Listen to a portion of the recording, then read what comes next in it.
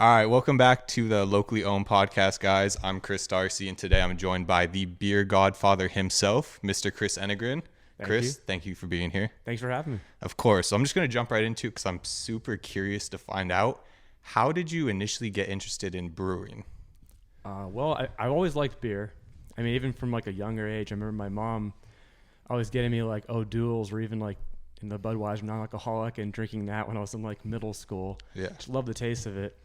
Wasn't until I got to college I started really getting into it, and I was also studying to be an engineer, so mechanical engineer. So I was always into building stuff, and I just got the idea one day sitting at a BJ's looking at all the equipment, looking at a schematic, like, you know what, we should probably see how to make this. Yeah. And we looked at it all, found some research.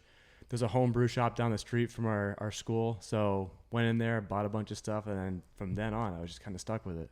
Awesome. And I kind of jumped the gun a little bit there. So we should introduce you to the people that I don't know. You own Enegren Brewery here in Moorpark. Mm-hmm. That's right. And when did you open that up?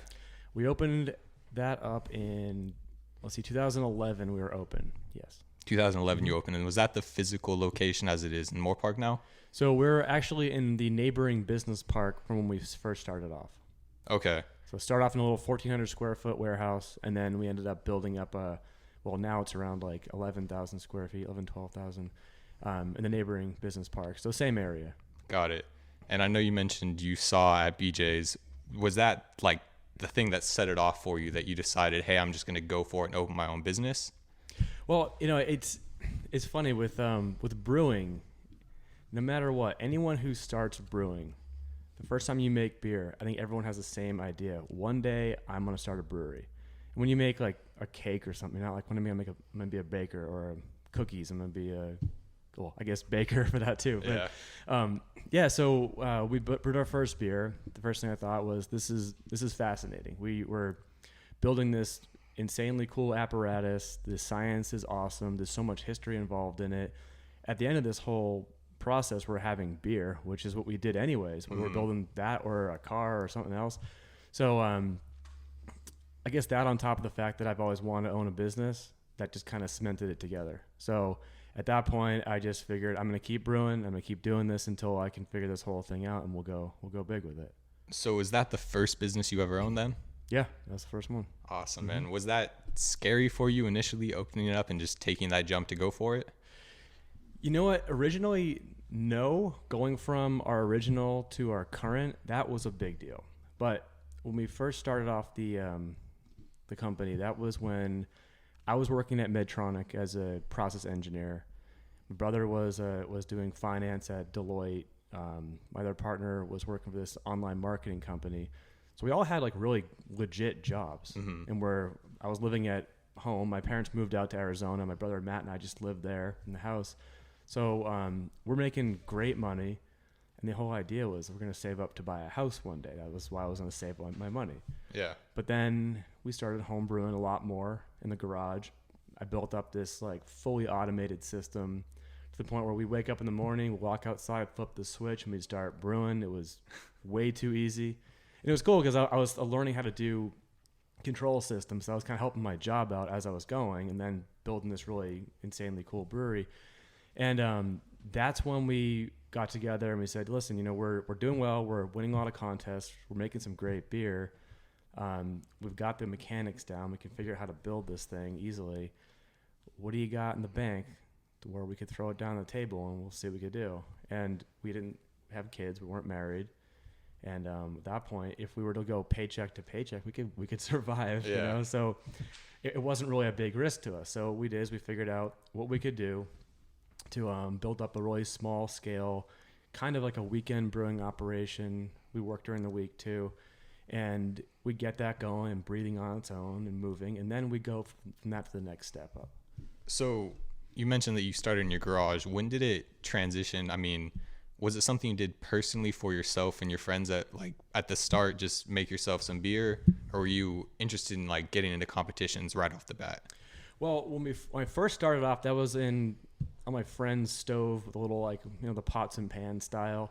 But then I built this whole system up, and I actually brewed in my backyard in my college house. And then I moved out of that college house to an apartment, couldn't fit anywhere. So my buddy Joe, who I played lacrosse with, Joe was my other partner, he had a nice little garage, moved it into his garage. And from then on, it was Joe, myself, and my brother Matt, who also went to Loyola Marymount. I don't know if I mentioned that yet, but that's where we went to school. Okay. So we started brewing there, and that was around like 2004, I think. So that was the point where it was Matt, Joe, and myself. We're going to make a brewery, but first we're going to just keep going and going and going. And then that's kind of where it went from. And you're studying mechanical engineering, right? Mm-hmm. So is that like the driving force of how you figured out what to do when you were making your own beer, or how did you learn that entire process? Well, I mean, just like process engineering and learning how to build stuff. Like I have SolidWorks as a CAD program. I was building my own, tubing structures, doing like pump control circuits, automation. It made it a lot easier, going from just like brewing to brewing every single weekend, making it super easy to brew. Brewing's a lot of work. It's a lot of hoses and hooking things up. It's a big, huge pain. It's like barbecuing, but just way, way worse. So when you get this thing down to the point where you can walk out and just work on something like it was a normal factory, it was pretty easy to get way out of control with it. Yeah. So we're brewing a ton, having parties. And the whole idea was we'd make a whole, summer party, for instance, summer fest or something like that in my backyard. And we would do all different types of like summer beers. We do an Oktoberfest, and then we had all of our friends over, and we just said, listen, you need to fill out this card if you want to drink beer for free the whole day. And it's just like what you like, what you didn't like, your ratings. This is all before like Untapped and all that. So we'd compile that and get super nerdy with it and try to figure out like, all right, people like this beer, they didn't like this one. And we kind of used that to keep the momentum going. That's super interesting to me, because I was going to ask you how you came up with these new flavors and how you found out what worked and what doesn't, what is the best, I guess. So initially it's just through straight up feedback, through having these parties and people writing down what they liked. Well, that's really just kind of learning how to brew. Like, okay. You got off flavors. There's like so many failure modes in a beer. So when you're learning, you got to figure out like how to do it the right way, boil it the right way, yeast fermentation and all that. In terms of what we're brewing now and commercially, we're picking just beers that we like. We're not going to go out there and brew anything that we don't really like just to make money off of it. So that's why we focus on all German style stuff. It's like my favorite style. I love brewing it. And like you asked me today, what's your favorite one? It's like, well, each one of these beers we make is something I wanted to make at one point that I'm going to drink. So I don't make anything and I'm like, I'm not really a fan of this, but I'll sell it to you. It's like, I love all these styles. And is it something particular that drew you towards the German style of it? I think the culture of brewing and just the way, I'm sorry, this thing just fell off. I'll just put it here. Yeah. Cool. So if you look at German beer culture and the styles of beers they're making, they're all very drinkable. They're all really full flavored, and they're really tough to make. So it's a lot of process that goes into it. And you look at like the beer garden, people drinking beer out of these big liter mugs and just hanging out with each other. It's like the camaraderie is awesome. And if you ever go out to Germany, you'll see that. And it's incredible. So I like the German style beer because you could drink a lot of it and it's not going to be like, a 10% little snifter and now you're completely drunk off of one little beer. They're made to drink all day long. Got it. And I think that's just kind of like one of the best things. It's a great entry level beer to people that, want to get into craft beer, that don't want just the, gimmicky flavors here and there. So you don't make IPAs is what I'm hearing. No, we don't make IPA. We have an IPA that we'll make once in a while. Okay. But that's, and I like IPA. I have nothing against it. It's just, I think every brewery just makes tons and tons of them. And it's funny, so people walk into the brewery and they'll walk up to the board. There's no IPA listed at the board. We'll stare at it and they'll say, I'll have an IPA. And we'll be like, well, we don't have an IPA on tap. And they'll look at us like, are you kidding me? You don't have hamburgers at a hamburger joint. I'm like, no, but we just don't make that style. Just because you've seen it everywhere else doesn't mean that we have to do that either. So what I'll do is I'll tell them like, here, go see these people. Go to this brewery. Make a great one. Go out there. That's too funny, man. Okay, so when you initially opened up your storefront as it is now, was there any like struggles you faced early on, whether it be business-wise, brewing-wise, whatever it may be? Oh, it was terrible. It was an absolute nightmare. Yeah.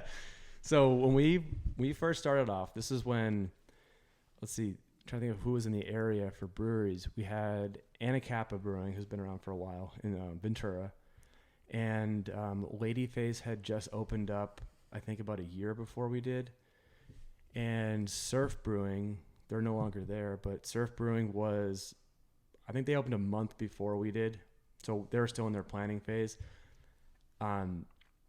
Outside of that, there really wasn't anything to look at, like in comparison. And the whole industrial park brewery thing was something that wasn't really that well known either. Yeah. So you think of a brewery, you think of BJ's or something like that, like a restaurant with a brewery in the corner, or just like its own standing, beer factory or something. People didn't really see the whole industrial park with a brewery stuck inside of it. But if you go to San Diego, they were everywhere. Yeah, that was a normal thing. So one of the reasons we picked the industrial area where we were was going from that home brew system, moving off to Simi to get an apartment and having nowhere to go brewing. We kind of looked at that thing. Look, this is very cheap. We can make a man cave out of it. We'll park one of our classic cars in there and we'll just brew on the weekends. And that is all we're going to do with this. Then we started looking into like, we could sell it and then we could build a bigger brewery and make more money with it and actually pay for the costs of the overhead. And that turned into the business as it is. So we picked this little spot in the back end of Moorpark by the police station. Looking back on it, it's like kind of the worst idea ever. Like police station, little honey space in the back end of town. I'll just hang up on that. What was that? Getting a call from mom. Sorry, guys. Yeah, so we went to the planning commission. They looked at us like, no, why are you doing this? Like, you can't go down here. And, our neighbors, they were freaking out that we're going to have a bunch of drunken people roaming the streets. And if you go to craft breweries, this is not like the typical, dive bar crowd you're going to see. And, we're just fighting it, trying to explain, no, this is not what it's like. This is actually a normal thing. Breweries actually do this. Yeah. And we had a real tough time to get through that whole thing. And we ended up having these restrictions they put on us that were just ridiculous. Like, we could only do 4 taster glasses, and that was it. 4 taster glasses per person. Wow. Yeah. So, starting off and looking back on it, I'm glad we stuck with it because I really like this city and I want to make something cool in this town. And if we moved somewhere else, we probably just would have been, regular dime a dozen brewery in another popular town. Yeah. So we stuck with that and we dealt with it. And as I was saying, this is like our side job. So we weren't paying employees to work there. This was like, if we could pay the bills, keep the place open, this was a successful thing for us. That was the whole idea of it. It was just kind of like a launch pad for us. So we started doing that. And then breweries started opening up everywhere else. And now we're competing against these other breweries that have actual tasting rooms. And I have like the 4 glasses per person thing. Yeah. It was terrible. And I tell someone, like, 5 beers on tap. You can pick 4 to try, So we ended up going back to the planning commission, getting that all changed. And since then, we've been great. And that's kind of one of the reasons why I went on city council, because I wanted to help streamline a lot of these rules, because I've been through a lot of the stuff myself. And I know what people are thinking as they're opening businesses up. But yeah, that was tough. It was really, really hard to start off like that. But yeah, since then it's been really good. And I think the city knows that. Yeah. So did it take you like actually pushing the envelope a little bit and saying, hey, this is unreasonable, guys. We are running a brewery. How are we supposed to operate with 4 taster glasses? Oh yeah, definitely. It was a lot of pushing. And how long did it take you to actually make that your full-time job? Well, going from, let's see, when we opened up, that was 2011. And then I think 2014, I think the actual days, between 14 and 15, that's when I made the step to do this. This is my full job. And that's when, we're brewing this little thing. I'm working my day job, Medtronic. I really liked it. It was a great job, but it wasn't my future. I didn't want to work in corporate America, and I wanted to be, my own boss and kind of enjoy what I was doing and work a hell of a lot more, obviously, way, way more, get paid way less. But, I love what I'm doing. So that's when I made that jump. And actually worked out really well was that the company that I bought the brewery from, down in San Diego, Premier Stainless. Their owner basically approached me and he said, listen, you know, I need help with programming and automation and mechanical design. And I know you want to start a brewery and you can't do this little tiny little, it was a 3-barrel, which is 90 gallon, you know, batch size. You can't do this 3-barrel thing forever. So why don't you work for me part-time, brew more on your current system. You'll have more time during the week and then build this new system up. And I looked at it and I was like, that is quite the jump. So thought about it. My wife just said, just do it. Just go for it. Okay, all right. Don't have to convince me more. So if your wife tells you to start a brewery, just do it. That's awesome. But yeah, so it was a great way to like step off that really secure job and go into a part-time secure job in the field that I wanted to really grow in. So it was an awesome experience because I'm driving to San Diego. I was down there every other week for like 3 days. And throughout the day, I'd work on other brewery systems. And I'd meet their brewers. I'd travel the world. I went to New Zealand, went to a bunch of places in America, different systems up there. So I learned a lot. And as I was doing that, I was designing our current facility. So I could go to this brewery, set their system up, talk to the brewer. Hey, what do you think about this layout here with my drain? Would you do this? No, I would do it differently. Okay, so I'll change that up. So that was just a great opportunity. And then at night, I would go wire up my system in the corner and build that whole thing. And then once I got that going, brought it back. And then I went full time with our brewery and started tapering off that work a little bit. Okay. So, I mean, what you said was super important there is like your wife kind of pushing you to go in your direction.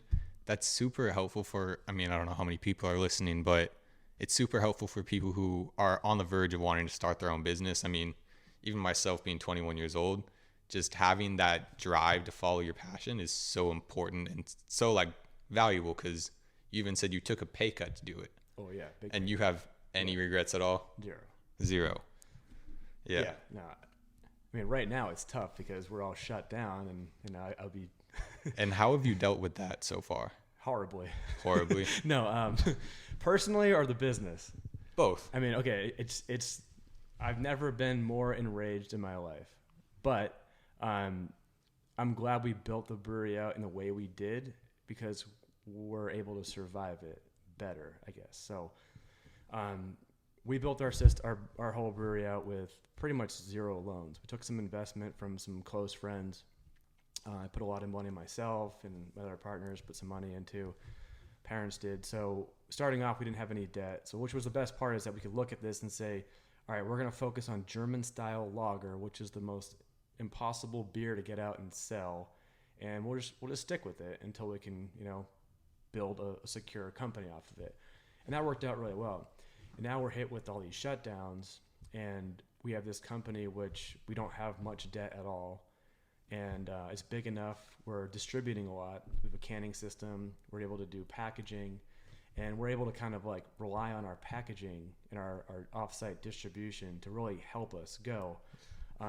But still, it's nothing close to what we could be doing with a full, beer garden. Now, especially when we have like the alley built up with the other businesses there helping us out too and working together. Yeah, you guys have a great setup in there. I mean, it's such a great environment with all the businesses right next to each other. You kind of just bounce off of each other. Yeah, and that just kind of happened. Like it kind of fell into our lap. It was really kind of eerie how it all worked out. Were you one of the initial adopters of the alley?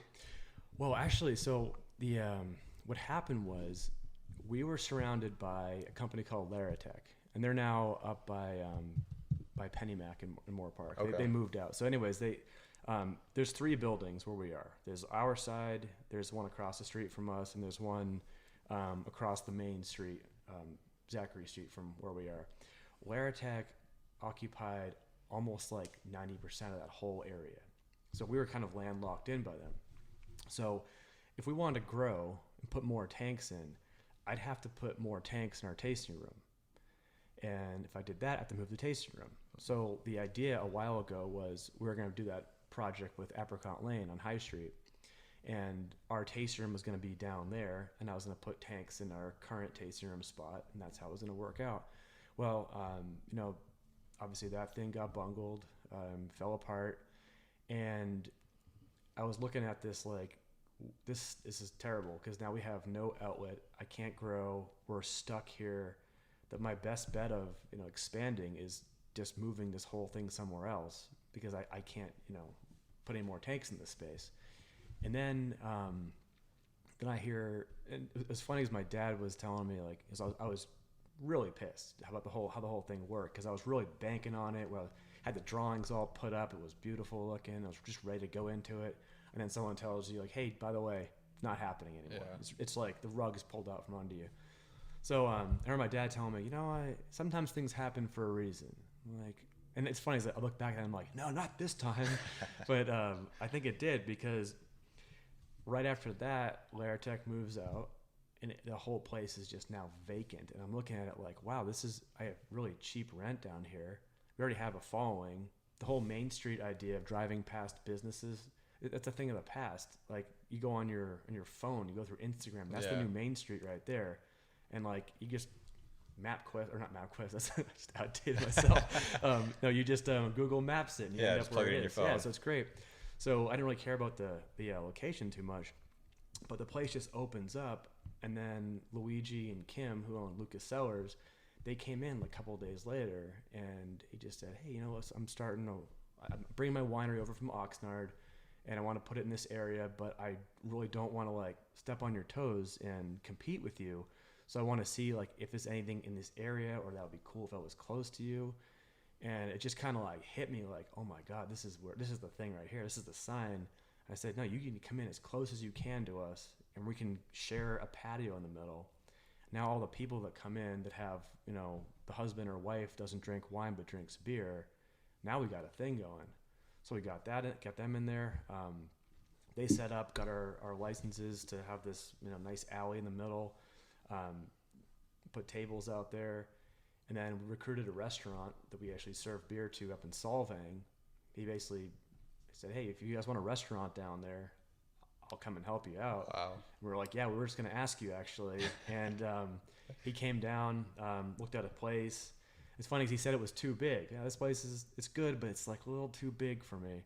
And then my wife independently, who was, so she was pregnant with my middle son, and she was on the couch just like trolling the internet, and she's like, hey Chris, did you know there's a guy that's roasting coffee in Moorpark? He sells it. It's called California Coffee Republic and looks super legit. I called him up and I said, hey Will, you want to come down and check this place out? We have tons of space. Maybe now is the time to go big. Mm-hmm.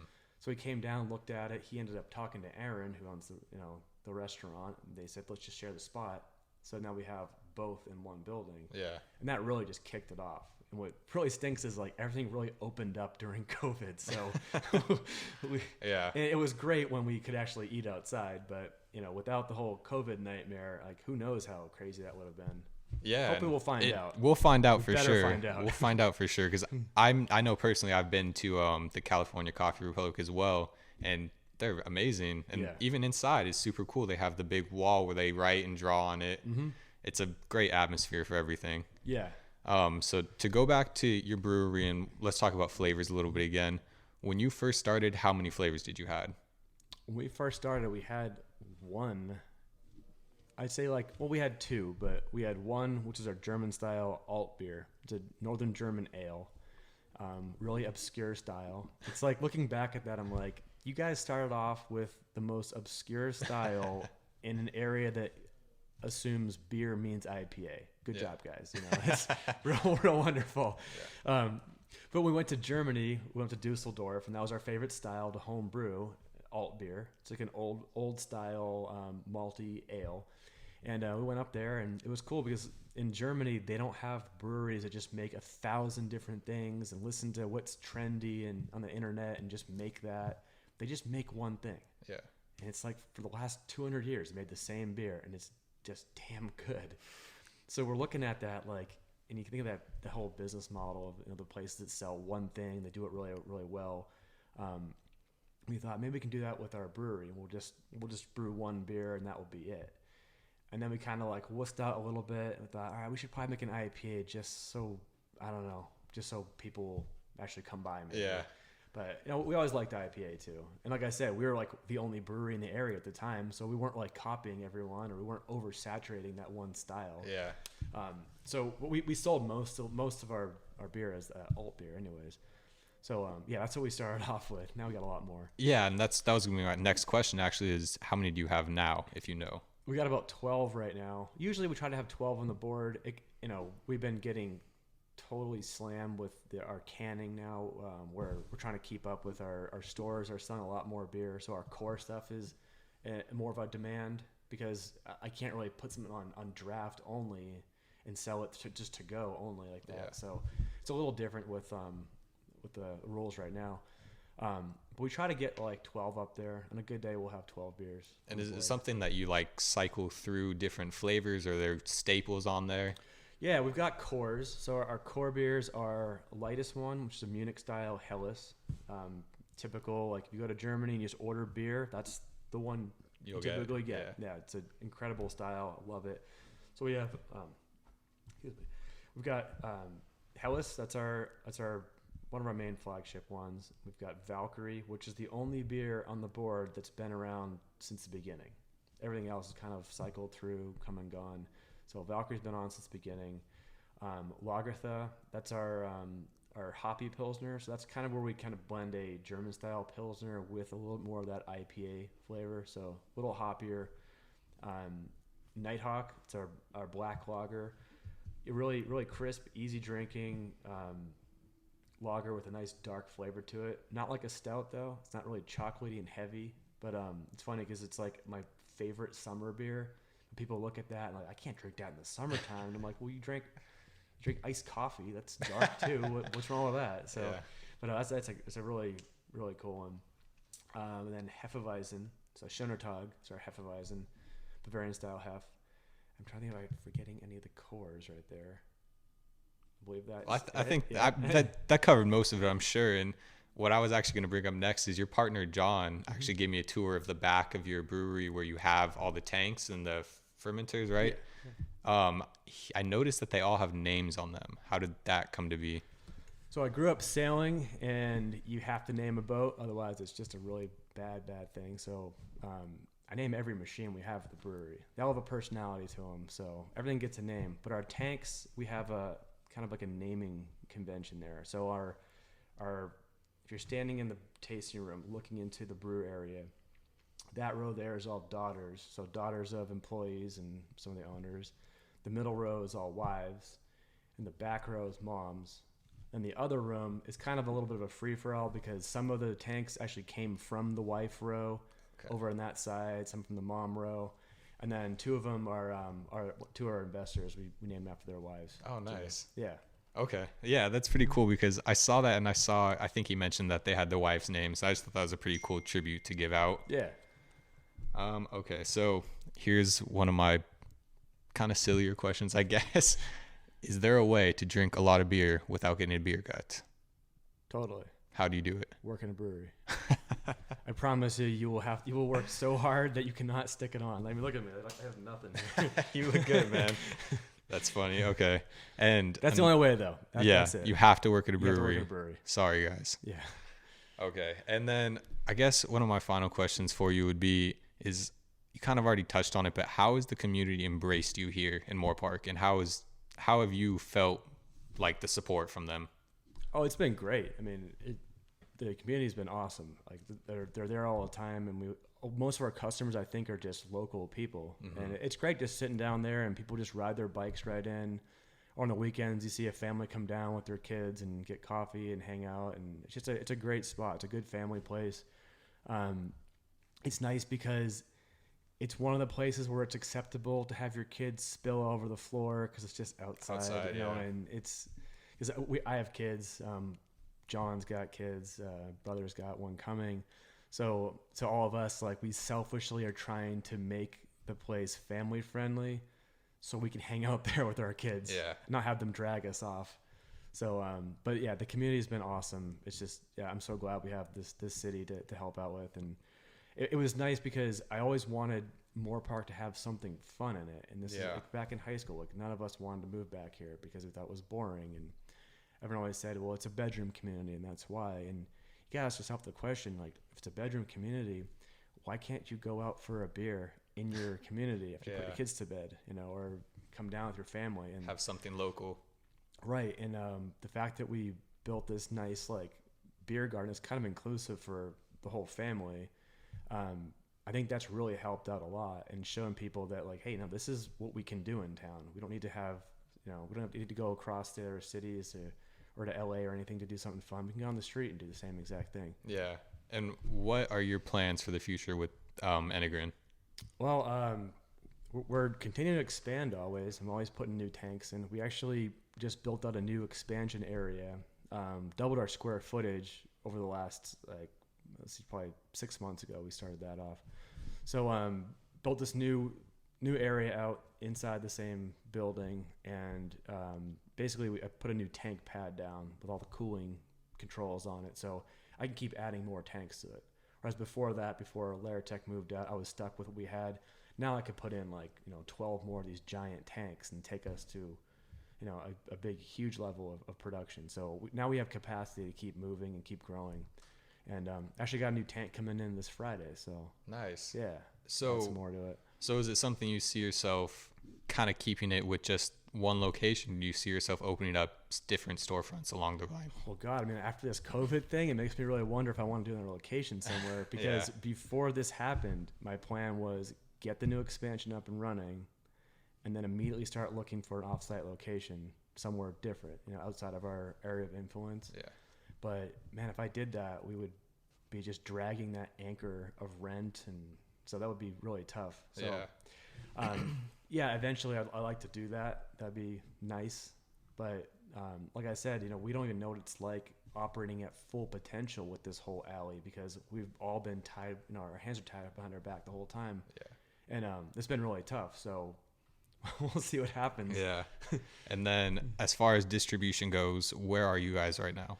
So we're in Costco, Trader Joe's. Actually, Trader Joe's takes us throughout California. They'll buy a ton of beer and then send to all their stores, and it goes out really quickly. We're at Total Wine, Bevmo, a bunch of other little liquor stores here and there. We distribute through this company called Craft Beer Guild. They're actually changing ownership, so this is going to be a different thing right now, seeing how that goes. Hopefully it works out, though. I think I have a good feeling about it. So we do a lot of distribution. You can find us in the area pretty much everywhere, down to San Diego. So our main distribution area is from Santa Barbara down to San Diego. And we also sell in Arizona as well. My parents live out there, so we ship them out a pallet of beer, and they distribute out there too a little bit. So is it something, I know it sounds like a silly question, but is it something that you want to take like global even, or just across nationwide? I want to take it as far as I can, making only the beers I want and making them the right way. Okay. If that means we make a lot of it, I'm down. But I see a lot of places that are just jumping over trends, cutting costs, and at the end of the day, I don't think that really does a good thing. So, we're going to keep the quality up, and we're just going to keep pushing what we're doing. Like I said before, it's like we have a niche style here. It's something that not many breweries, if any, there are a couple of other breweries in California, I think, that specialize like this, but not a lot of them specialize in this style. If you think about it, if you want to make an ale, you can turn an ale in a tank in like 2 weeks. Lagers are like 6 to 8 weeks. Now on top of that, I can't sell a German style pils for the same margins I could an IPA. Yeah.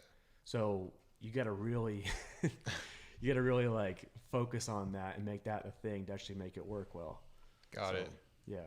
Well, all right, man. Do you want to leave off the people with anything? Why should they come to Enegren? Why should they visit you? They should come by, get some great beer. Also get some coffee, some wine. We got California Coffee Republic, Fire and Vice, and Lucas Sellers Wine. We also have the Craft House, which is an awesome spot for, especially right now for Christmas gifts. I've been really taking advantage of that. It's right in the same alley, and I just go shopping there all the time. So you can come down, you can shop for everything: wine, beer, coffee, knickknacks and stuff. Perfect. And pick you guys up to-go cans as well. All right. Well, thank you guys for watching. Thank you so much, Chris, for being here. I really appreciate it. Yeah, thanks for having me. Of course. Thank you, guys.